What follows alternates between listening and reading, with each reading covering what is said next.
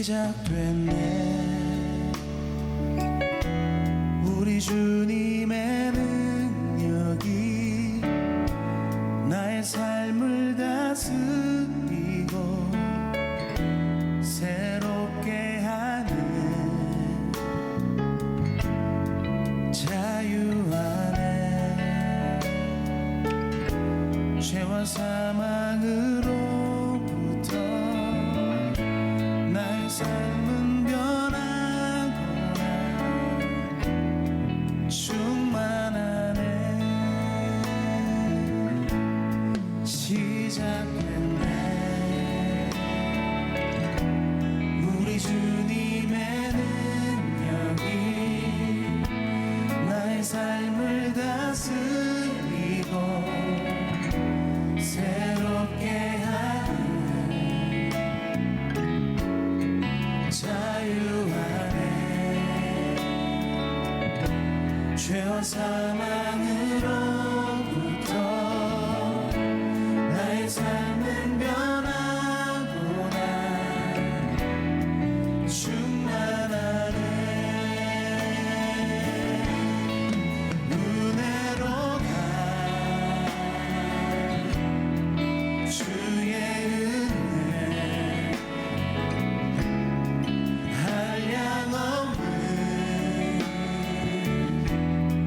주의 은혜 은혜로 가 주의 은혜 변함없는 신실하신 주의 은혜. 시작됐네 우리 주님의 능력이 나의 삶을 다스리고 새롭게 하는 자유 안에 죄와 사망으로부터 나의 삶은 변하구나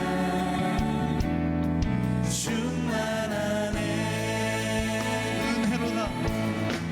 은혜로 가 주의 은혜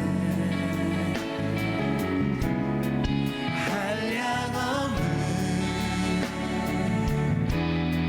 주의 은혜 은혜로 가 주의 은혜 변함없는 신실하신 주의 은혜 은혜로 가 주의 은혜 한량없는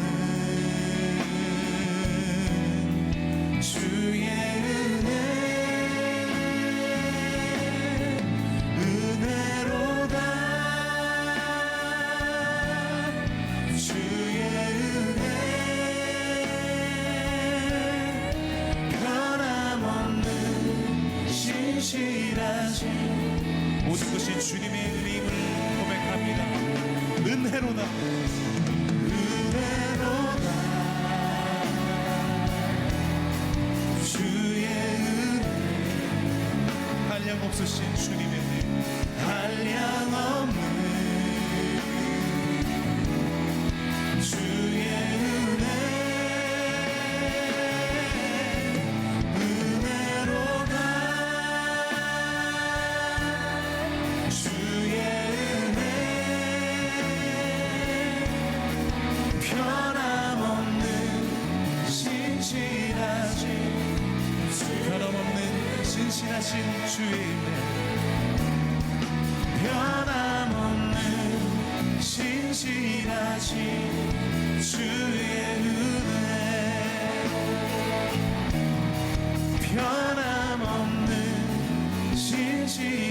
주의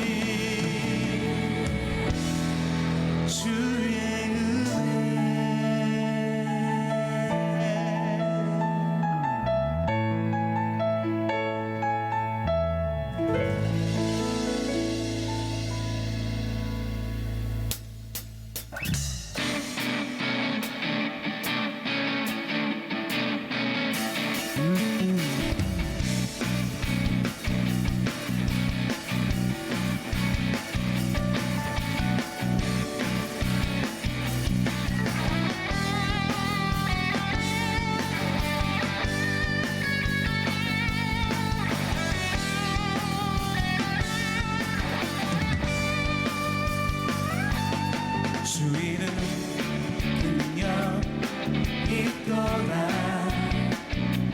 난 믿네 그 이름 예수의 그 이름 부를 때 예수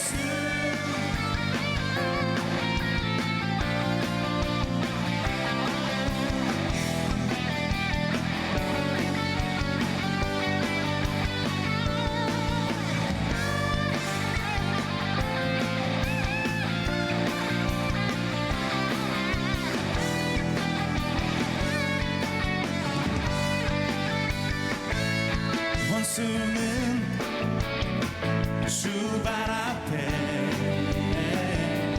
무너져 떠나가네 모든 이름보다 더 높은 이름 주 예수 모든 이름보다 더 높은 이름 주 예수 모든 이름보다 더 높은 이름 주 예수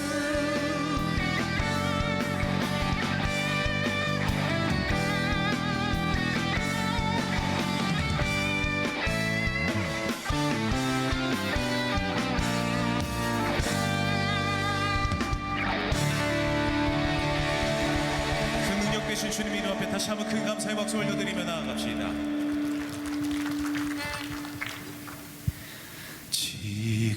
지금까지 지내온 것 주의 크신 은혜가 한이 없는 주의 사랑 어찌 이루 말하랴 자나깨나 주의 손이 항상 살펴주시고 모든 일을 주 안에서 형통하게 하시네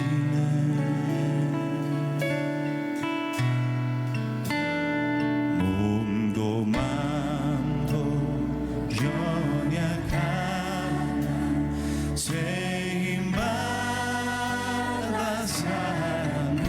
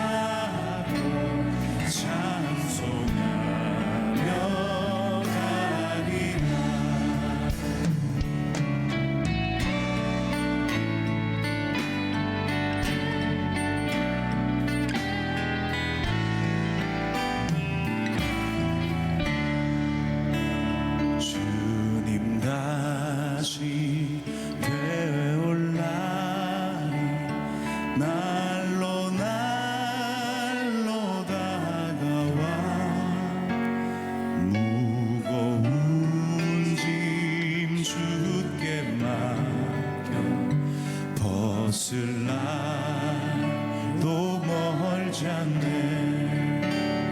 나를 위해 예비하신 고향 집에 돌아가 아버지의 품 안에서 영원토록 살리라. 자나깨나 주의 손이 항상 살펴주시고 모든 일을 주 안에서 형통하게. 사랑 없는 거리에 사랑 없는 거리에 난 험한 산길 헤맬 때 주의 손을 굳게 잡고 찬송하며 나를 위해 예비하신 나를 위해 예비하신 고향 집에 돌아가 아버지의 품 안에서 영원토록 살리라. 나를 위해 예비하신 고향 집에 돌아가 아버지의 품 안에서 영원토록 아버지의 품 안에서 아버지의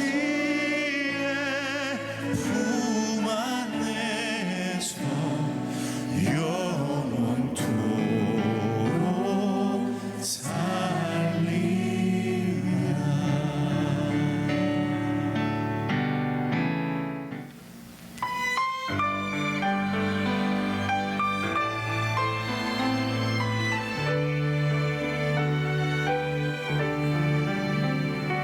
주님의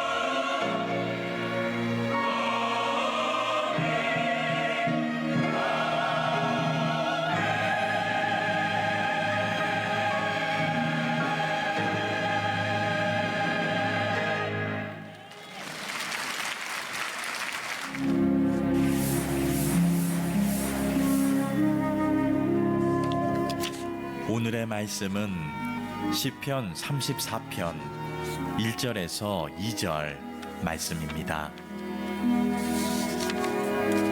내가 여호와를 항상 송축하며 내 입술로 항상 주를 찬양하리이다. 내 영혼이 여호와를 자랑하리니 곤고한 자들이 이를 듣고 기뻐하리로다. 아멘. 여러분, 우리가 멋진 인생이 되려면 성과를 내고 결과를 만드는 것도 중요하지만 과거의 굴레로부터 특별히 내 안에 있는 과거의 감정들, 어떤 타인과의 불편한 감정들 또는 그 타인을 향한 원망, 이런 것들을 잘 털어내야만 그 인생이 성공하는 거예요. 우리는 흔히 그 사람이 잘 살았냐 못 살았냐를 얘기할 때 대부분의 인식은 이 사람이 무슨 성과를 이루었느냐를 보지만, 아무리 사람이 많은 성과를 이루었어도 과거의 굴레와 앙금을 벗어내지 못하면 그건 불행한 인생입니다. 세상 모든 성과를 다 가졌어도 내 마음에 감정의 앙금, 불편함, 이런 것들이 남아있다면 그 인생을 누가 행복한 인생이라고 말할 수 있으며 성공한 인생이라고 말할 수 있겠습니까? 한 해를 시작한 지 엊그제 같은데 여러분, 벌써 오늘 한 해의 마지막 끝자락 앞에 와 있습니다. 여러분은 올 한 해를 스스로 어떻게 평가하십니까? 좋았던 일도 있을 거고 아쉬웠던 일도 있었을 겁니다. 어떻게 하면 우리는 이 2018년 한 해를 잘 마무리하고 새로운 한 해를 맞이할까? 가장 좋은 거, 내 안에 있는 감정의 찌꺼기들, 세상 사람들 속에 살면서 불편한 그 앙금, 이런 것들을 어떻게 털어낼까? 세수를 새 부대에 담아야 하는데 아무리 세수를 부어도 부대 자체가 아직도 그 앙금의 찌꺼기, 감정의 찌꺼기들이 남아있는 상태에서 새로운 한 해로 간다면 과연 2019년이 여러분에게 행복할 수 있을까? 그래서 오늘 저는 이 답을 성경에서 찾고 싶어요. 시편 34편, 다윗의 이야기인데 과거의 굴레로부터 또는 과거의 어떤 사람과의 악연으로부터 이 모든 감정을 훌훌 털어버리고 다시 일어났던 다윗의 이야기를 통해서 우리는 오늘 성경에서 어떻게 하면 내 감정에 이런 것들을 잘 털어낼 수 있을까? 이 다윗은 베들레헴의 유력한 집안의 아들로 태어납니다. 아버지가 이세지요. 막내 아들로 태어나요. 그런데 그게 좋은 건지 싫은 건지 모르겠지만 자기 위에 형이 7명이 있더라는 거예요. 태어나 보니까. 그래서 그 쟁쟁한 형들 밑에서 다윗은 주눅이 들어서 평범한 인생으로 사는 것이 그의 꿈이었어요. 여러분, 다윗이 무슨 야망이 있거나 인생에 큰 비전이 있는 사람이 아니었습니다. 그 쟁쟁한 형들을 보면서 나 같은 사람이 뭘 할 수 있어? 다 뭐 집안도 또는 이렇게 다른 일도 형들같이 출중한 사람이 하는 거고 나는 그저 목자로 아버지 밑에서 평범하게 사는 게 내 꿈이야. 이게 원래 다윗의 꿈이었어요. 그런데 어느 날 이 다윗이 그냥 사무엘 선지자를 통해서 일방적으로 왕으로 임명이 됩니다. 그리고 얼마 뒤 이 다윗은 전쟁터의 형을 면회에 갔다가 그 자리에서 성령의 강권적인 감동을 받고 블레셋 장군 골리앗을 이기게 됩니다. 그래서 졸지에 하루아침에 그는 국민적인 영웅이 되고 왕의 사위가 되고 왕궁에 들어가게 됩니다. 인생이 내가 생각지도 않은 걸로 막 굴러가는 거예요. 그런데 그 행복이 오래가지 못합니다. 왜? 사울이 이 다윗을 시기하죠. 아직은 내가 현존하는 왕인데 다음 차기 주자가 너무 강력하고 사람들이 그를 좋아하니까 이 사울이 그를 견제하고, 그리고 그에 대한 그 자그마한 질투의 감정, 미움의 감정이 점점점 커져서 이걸 방치하다 보니까 다윗에 대한 증오감이 생겨서 다윗을 죽이려고 합니다. 그 질투와 미움을 견디지 못한 다윗이 왕궁을 떠나 멀리 도망을 치지만 이스라엘 곳곳에 이미 사울 왕이 다스리는 정부에 많은 그 정보원들이 있기 때문에 어디를 가도 다윗은 편할 수가 없었습니다. 그래서 급기야 그가 마지막에 선택한 일이 뭐냐? 이스라엘을 떠나서 다른 나라로 망명을 가는 거였어요. 이스라엘 주변에 많은 나라들이 있었지만 그가 망명지로 선택한 곳은 블레셋이었습니다. 가드라고 하는 그 도시에 가서 당시에 블레셋의 왕이었던 아기스에게 망명 신청을 하고 자기의 신변 보호를 부탁합니다. 그런데 웬걸이요? 이 가드라고 하는 곳이 어떤 곳이냐면 다윗이 전쟁에서 이겨서 무찔렀던 블레셋의 전쟁 영웅 골리앗의 고향이에요. 그러니까 이 고향 사람들이 자기들의 민족의 자존심인 골리앗이 전쟁에서 아주 비참하게 죽었는데 그 상대가 다윗이라는 사실을 알고 오히려 분위기가 여론이 악화되면서 다윗을 죽이려고 합니다. 이때 다윗이 그 위기의 순간에 그가 아주 마지막 꺼낼 수 있는 카드 하나를 꺼내게 됩니다. 그게 뭐냐? 미친 연기를 하는 거예요. 갑자기 머리를 풀어 헤치고 눈을 흰자를 확 뒤집더니 낄낄거리고 웃고 침을 흘리고 막 여기저기 기어다니고 바닥을 핥고 막 대문에 가서 문을 긁기도 하고 도무지 정상적인 사람처럼 보이지 않는 연기를 의도적으로 합니다. 블레셋 사람들이 보니까 이미 제정신이 아니고 미쳐서 여기 왔다고 생각하니까 죽일 가치도 없다고 생각해서 궁 밖으로 버리라고, 그래서 군인들에 의해서 그는 궁 밖으로 버려지고 겨우 목숨을 구합니다. 사람들에게 버림받고 침뱉고 조롱당하고 밟히고 그리고 사람들이 다 떠난 다음에 미친 연기를 그만두고 이제 어딘가 정처 없이 어디로 가야 할지 모르는 발걸음을 옮기면서 우연히 물에 비춰진 자신의 초라한 모습을, 비춰진 모습을 보게 돼요. 사람들에게 얻어맞아서 온통 얼굴에 피멍이 들고 그리고 정말 가장 초라하고 가장 연약한 그 물가에 비춰지는 자신의 모습을 보면서 얼마나 처량하든지 그냥 가만히 있어도 두 눈에 눈물이 흐르기 시작합니다.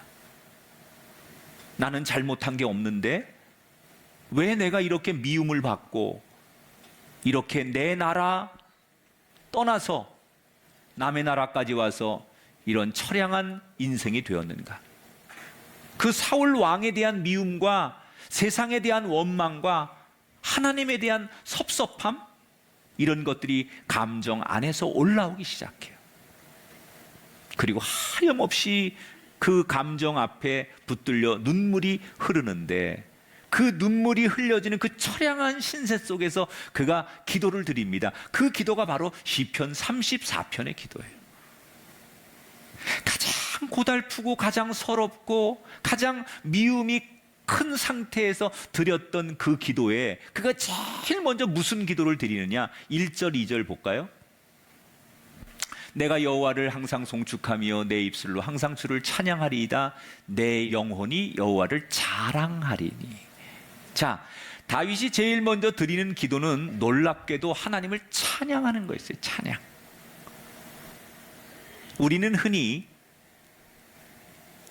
찬양을 하나님이 좋아서 기뻐하며 하는 것이다, 이렇게 인식을 합니다.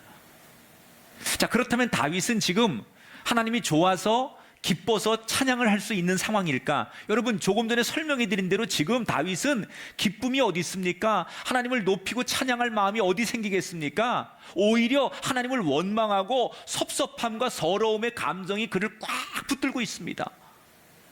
내가 하나님만 믿고 왔는데, 난 하나님 앞에 최선을 다했는데 내가 지금 이런 상황과 이런 고생을 한다고 생각하니 이 상황에서 하나님을 찬양하고 하나님을 높인다는 것은 그로서는 있을 수 없는 일이에요.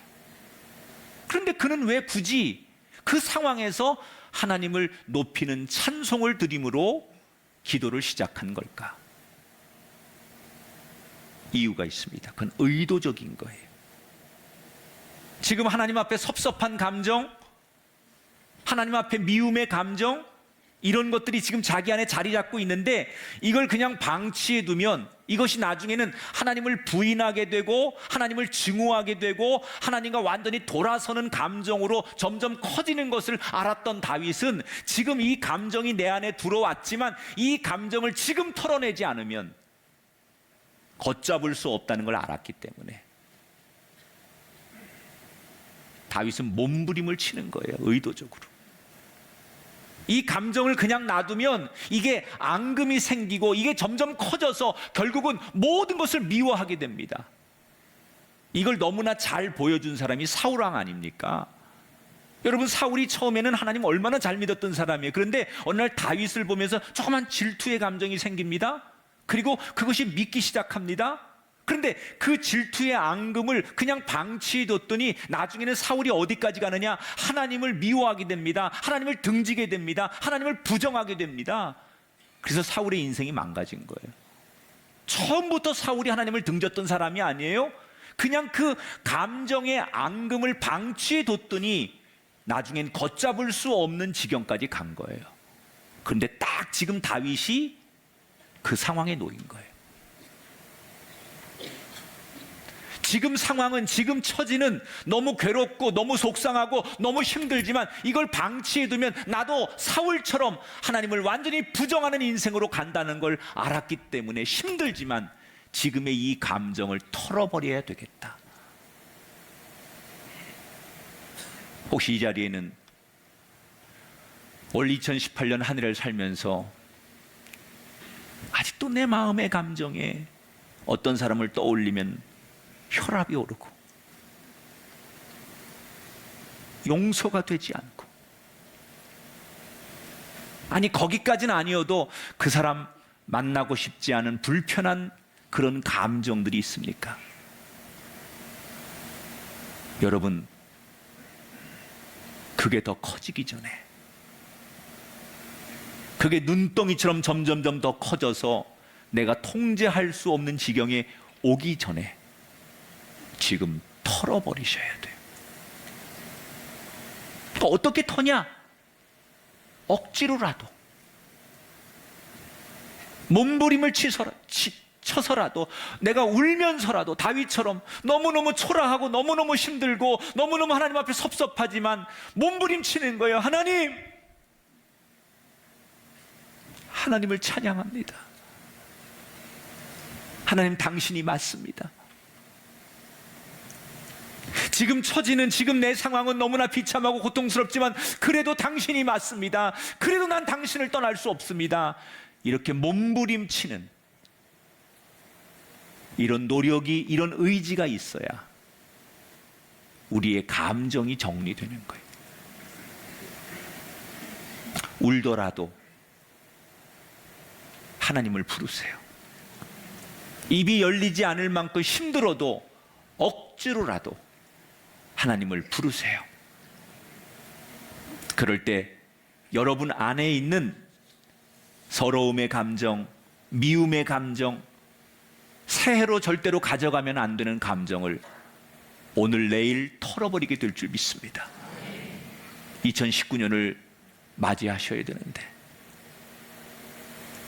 지금 그 마음, 그 감정 그대로 방치하고 그대로 넘어가면 여러분의 부부관계, 부모 자식 간의 관계, 교인들과의 관계, 여러분 절대 행복할 수 없어요.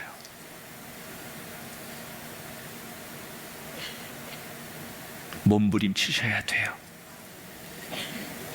이 암덩어리보다 더 무서운, 나를 짓누르고 나를 불행하게 만드는 이 감정을 털어버리려고 하나님 앞에 울면서 몸부림치는 그 결단이 있어야 될 줄 믿습니다. 다윗은 그렇게 고통스럽지만 하나님을 의도적으로 인정하면서 기도를 시작해요. 하나님, 당신은 찬양받을 뿐입니다. 내가 당신을 자랑하겠습니다. 그러나 여전히 내 현실은 바뀐 게 없는 거예요. 이 괴로움 앞에서 괴롭기 때문에 하나님을 부르고 하나님을 찾지만 그러나 내 현실은 아무것도 다윗이 바뀐 게 없어요. 그래서 그는 계속해서 기도하지요. 곧바로 어떻게 기도하느냐? 오늘 4절에 보니까 두 번째 이렇게 기도를 해요. 내가 여호와께 간구하매 내게 응답하시고 내 모든 두려움에서 나를 건지셨도다. 자, 다시 한번 읽어볼게요. 내가 여호와께 간구하매, 내가 하나님 앞에 부르짖을 때마다 기도할 때마다 내게 응답하셨다는 거예요. 언제? 지금까지 살아오는 동안 내가 모든 두려움에서 언제나 나를 건져주셨고 내 기도에 응답해 주셨다는 거예요. 지금은 너무 괴롭고 너무 힘들고 하나님이 나를 버린 것 같지만 돌아보면 내가 살아온 인생 그 길목마다 하나님은 나와 함께 하셨고 내 기도를 들어주셨고 나를 지켜주셨다라는 것을 그가 떠올리는 거예요. 여러분, 지금 괴롭다고 해서 내가 살아온 인생의 과거까지 다 부인할 수는 없어요. 지금 이 4절의 말씀이 다윗이 자기가 기도할 때마다 하나님께서 응답해 주시고 자기를 건져주셨다라고 고백을 했는데 이게 정확히 언제 어떤 상황인지는 성경에 설명이 없어요. 그러나 설교자인 제가 추측하건대 아마 다윗이 하나님의 은혜를 이 시점에서 그때는 하나님이 나를 이렇게 도와주시고 나를 건져주시고 지켜주셨는데 라고 떠올렸던 가장 큰 사건이 제가 생각할 때는 아마도 골리앗과의 전투 사건이 아닐까 그렇게 추측이 돼요. 여러분, 골리앗은 역사 문헌에 보면 실제 존재하던 인물인데 키가 거의 3m 가까운 정도로 큽니다. 2m 한 7, 80 문헌에 이렇게 나오는데 거의 3m 정도 되는 엄청난 거구입니다. 근데 그냥 키가 크고 몸이 비대한 사람이 아니라 훈련된 사람이 뭐 엄청난 등치를 가진 사람이 만약에 UFC 여러분 이런 거 평생 훈련해가지고 그런 강렬한 사람이라고 생각해 보세요. 그런 사람의 골리앗은 그래서 아주 그냥 최고의 영웅이었죠. 전쟁터에 나와서 그 골리앗이 나와서 조롱을 하고 이스라엘에게 나에게 덤빌 사람 전투를 신청하지만 누구도 사울 왕도 누구도 나서지 못합니다.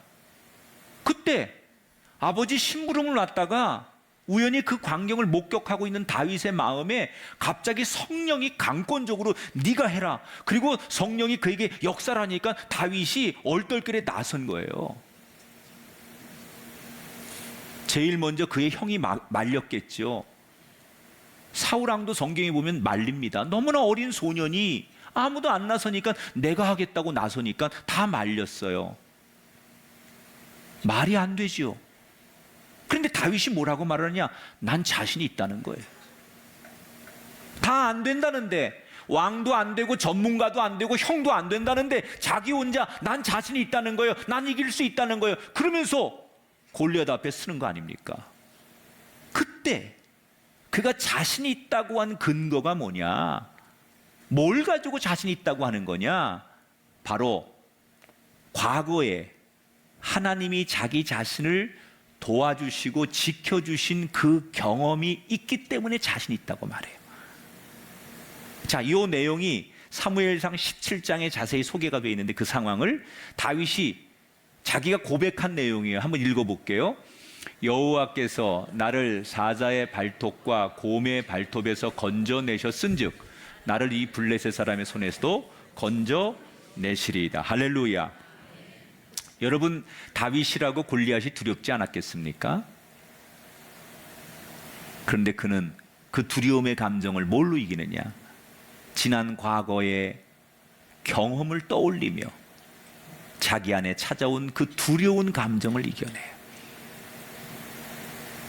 하나님께서 사자의 발톱과 곰의 발톱에서도 그 순간순간 나를 지켜주시지 않았느냐?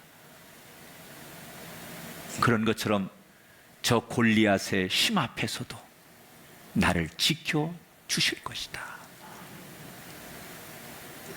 다윗이 살아가는 동안 왜 힘든 일이 없었겠어요? 왜 위기가 없었겠어요? 왜 포기하고 싶은 순간이 없었겠어요?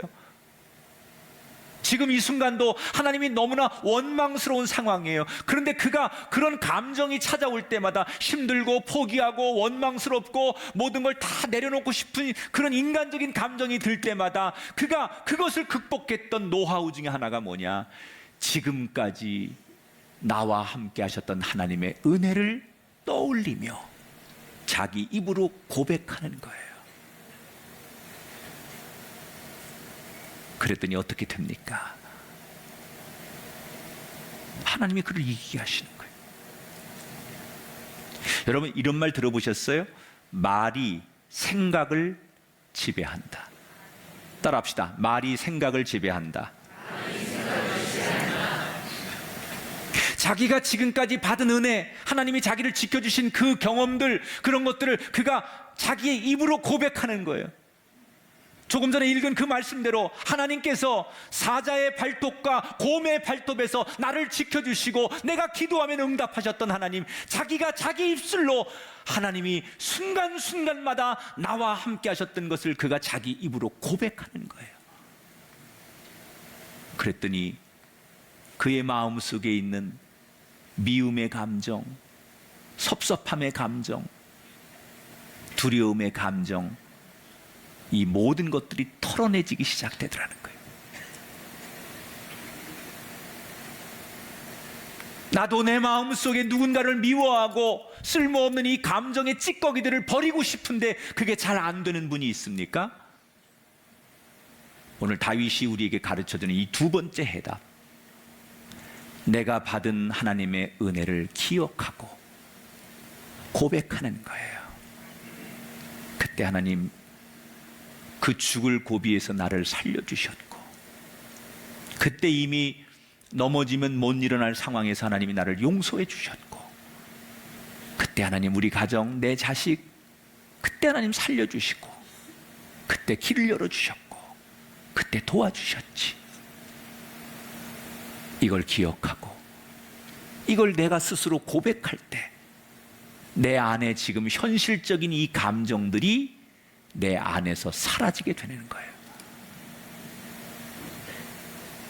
인간의 뇌는요, 좋은 거 행복한 것보다는 힘들고 어렵고 불편한 걸 기억하는 게 뇌가 훨씬 더 각인이 돼 있대요. 이 인간의 습성이라는 거예요. 그래서 우리가 감사한 거, 행복했던 거, 이것을 기억하는 것보다 섭섭했던 거, 어려웠던 거, 말 한마디에 상처받았던 것을 더 많이 기억하는 게 인간이 가지고 있는 본성이라는 거예요. 여러분에게 지난 1년을 돌아보면, 아니 여러분의 인생을 되돌아보라고 하면 꼭 원망스러운 일, 섭섭했던 일, 힘들었던 일만 있었겠습니까? 그 사이사이에 호탕하게 웃을 만한 일도 있었을 것이고, 가슴 뭉클한 일도 있었을 것이고, 콧등이 찡해질 만큼 감격스러운 순간도 있었겠죠. 제가 방금 지금 예배 올라가기 전에 우리 둘째 아들한테 문자를 받았어요. 다 뭐 제가 그 내용을 소개 못하지만 아버지가 있어서 올 한 해 행복했다. 아버지를 보면서 자긴 자랑스러웠고 아버지처럼 살고 싶다. 수고 많이 하신 아버지, 내년에도 건강하시고 행복했으면 좋겠다. 우리 아들이 저한테 보낸 짧은 카톡의 글이었어요. 나한테 많은 보상을 준 건 아니지만 그 글 하나를 보면서 미소 짓는 그게 저에게 분명히 왜 없었겠어요? 그동안도 많이 있었죠. 우리 막내딸은 매일 아침 저녁으로 나한테 뽀뽀를 해줘요. 하루도 안 걸러. 밥은 안 먹을지언정 걔 뽀뽀를 안 받는 경우는 없어요. 얼마나 행복한지 몰라. 그런데 그건 다 잊어버리는 거예요. 지금 힘든 일, 지금 섭섭한 일만 생각하는 거예요. 다윗은 지금 너무 힘드니까, 너무 자신의 처지가 비참하니까 그 지난날 내가 받았던 행복했고 감사했고 좋았던 건 다 잊어버리고 그것을 부정하지 않고 의도적으로 그것을 떠올리면서 고백하는 거예요. 하나님 그때 나와 함께 하셨죠. 그때 하나님이 저를 도와주셨죠. 여러분, 이 고백이 저와 여러분에게도 있게 되길 축복합니다. 그래야 지금의 여러분의 이 감정, 그 아픔, 그 앙금을 털어낼 수 있어요. 이렇게 다윗은 의도적으로 하나님을 찬송하고 지난날에 자신에게 주어진 그 과거의 은혜를 추억하고 고백하면서 그 감정을 어떻게든지 이겨내 보려고 몸부림을 치면서 이제 8절부터는 그가 결단하는 기도예요. 내가 이렇게 살겠습니다 라고 하는 자신의 결단이 이제 8절부터 쭉 나옵니다. 그 중에 가장 중요한 부분이 13절부터 15절이라고 생각이 돼요. 같이 읽어보겠습니다. 내 혀를 악에서 금하며 내 입술을 거짓말에서 금할지어다. 악을 버리고 선을 행하며 화평을 찾아 따를지어다. 여호와의 눈은 의인을 향하시고 그의 귀는 그들의 부르짖음에 기울이시는도다. 이 말은 이런 거예요. 주님, 내 입술로 악한 말, 거짓말 하지 않겠습니다. 무슨 일을 만나든지 내가 악한 일은 피하고 선을 행하고 평화를 구하겠습니다. 다시 말하면 결단하는 거예요. 지금 내가 처지가 이렇고 내 형편이 이렇지만 내가 절대로 그렇다고 해서 세상 사람과 똑같이 살지 않고 하나님 앞에 의롭게 살겠습니다라고 자기가 자기 입술로 결단하는 거예요.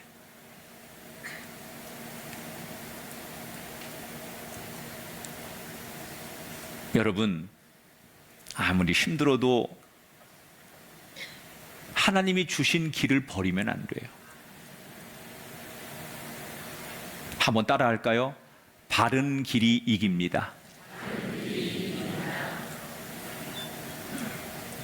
그러니까 다윗은 자신에게 이 쓸데없는 지금 감정, 막 슬프고 죽고 싶고 처량하고 밉고 분노가 일어나고 이 감정을 세 가지로 털어내는 거예요. 찬양하고 고백하고 결단하는 거예요. 그래서 털어내는 거예요. 자, 그랬더니 그 감정을 이기려고 그렇게 노력하고 결단했더니 기도가 끝난 다음에 그의 인생이 어떻게 되느냐? 그는 용기를 내어서 다시 죽으면 죽으리라고 생각하고 이스라엘로 돌아갑니다. 이스라엘을 떠나면 살 거라고 생각해서 망명을 가고 망명 신청을 했는데 거기서 더 어려운 일이 생기고 이렇게 비참해지니까 차라리 죽어도 내 나라 내 땅에서 죽자 그리고 다시 망명을 거두고 이스라엘로 돌아가는 거예요. 그리고 그가 어디로 가느냐? 아둘람이라고 하는 동굴에서 혼자 지내게 돼요. 이스라엘에 들어가서. 그런데 그때 하나님께서 놀라운 일을 보여주시는 거예요. 자, 사무엘상 22장 2절 어떤 일이 있었는지요? 환난당한 모든 자와 빚진 모든 자와 마음이 원통한 자가 다 그에게로 모였고 그는 그들의 우두머리가 되었는데 그와 함께 한 자가 400명 가량이었더라. 이 다윗이 이렇게 억울하게 떠돌다가 지금 다시 이스라엘로 돌아왔다는 얘기를 듣고 다윗처럼 비슷한 마음과 상황을 가진 그런 감정을 가진 사람들이 다윗 앞에 속속히 모여드는데 이 사람들이 다 억울하고 한이 있고 이런 사람들이에요. 이런 사람들이 모였는데 얼마가 뭐예요? 400명이 모였다는 거예요. 400명이. 몇 명이 모였다고요? 400명이. 다윗이 나 혼자인 줄 알았어요. 아무도 내 편이 없는 줄 알았어요. 그런데 바른 길을 가겠다고 결단했더니 하나님께서 준비해 주신 400명을 붙여주시는 거예요. 아, 하나님이 날 버리신 게 아니었구나. 나를 위해 준비하고 계셨고 나를 주목하고 계셨고 나와 함께 하셨다는 것을 체험하게 되는 거예요. 이때 다윗이 이 400명들을 통솔하면서 왕이 되기 위한 수업을 받는 거예요. 이게 훗날 왕이 되기 전에 이 아둘람 동굴에서 오압지졸 같은 개성이 강하고 상처가 있고 원한이 많은 이 사람들을 모아서 이들을 잘 통솔하고 융합하고 이들에게 리더십을 발휘하면서 비로소 다윗이 훗날 왕이 되기 위한 체험과 수업을 하기 시작하는 거예요. 여러분, 하나님은 저와 여러분을 위해 다 준비해 놓으셨습니다. 때때로 세상이 우리를 힘들게 하고 수많은 감정들이 우리를 힘들게 할지라도 우리는 신실하신 하나님을 찬양하고 나를 한 번도 버린 적 없이 도우셨던 그 하나님의 은혜를 기억하며 고백하고 끝까지 믿음의 길로 가겠다고 결단하는 순간 우리는 감정에 휘둘리고 감정의 노예가 아니라 이 감정까지도 다스릴 수 있는 창조주 하나님의 아들, 딸이 될 줄 믿습니다. 혹시 여러분 한 해를 보내면서 내 마음속에 이러면 안 되는데 이런 감정, 이런 불편한 생각들, 이런 잘못된 생각들을 앞에 무릎 꿇고 끌려가고 속수무책으로 당하는 인생이 아니라 내가 스스로 이겨내고 털어내고 정리하고 새로운 한 해를 넘어가시길 축복합니다. 이 시편 34편은 그래서 참 우리들에게 위로가 되는 시예요.